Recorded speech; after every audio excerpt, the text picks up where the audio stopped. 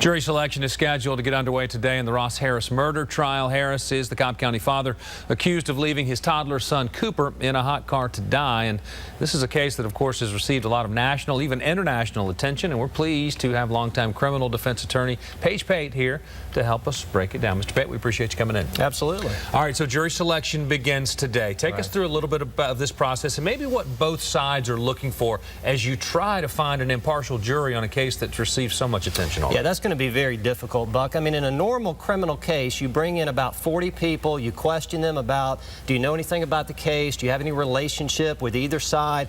And it's usually a pretty straightforward process. You get it done in a day, maybe 2 days max. Case like this, no way that's going to happen. They're bringing in over 500 people, and today will be devoted to finding out who knows about the case and who is going to be so impartial they can't even be considered for the jury. How long will this process take just to seat a jury, you think? Well, I think it could take at least a week.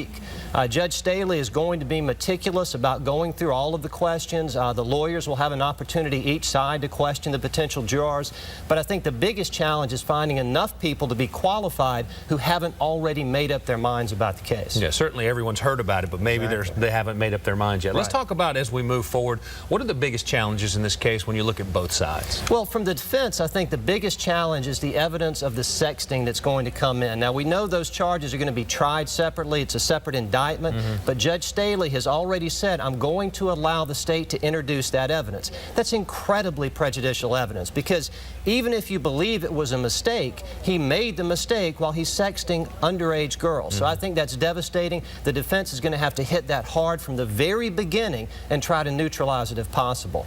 The prosecution's biggest problem, I think, is the absence of a clear motive. They can allege that it was based on cruelty to children, maybe he forgot, but to show he intended to kill, I think they're going to have to do more than simply point to internet searches, you know, childless life and that sort of thing.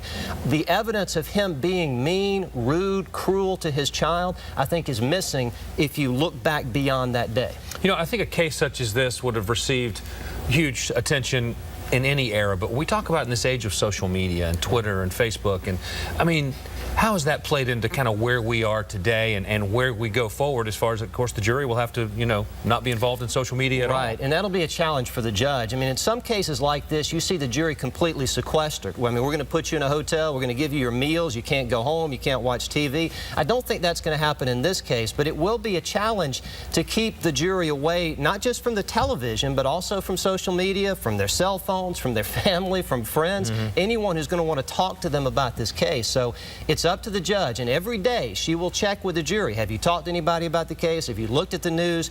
And if she gets an affirmative answer, she may have to revisit who's on that jury. You said it may take a week just to find a jury. How long, just as a guess, would you think this trial may last? You know, a lot depends on how extensive the state's evidence is. I mean, they've listed a great number of witnesses, but they never call that many witnesses. I'd say maybe 2 to 3 weeks after jury selection.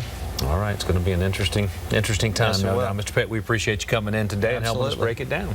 All right, 8:27 is your time, and coming up on Good Day Atlanta, cancer survivors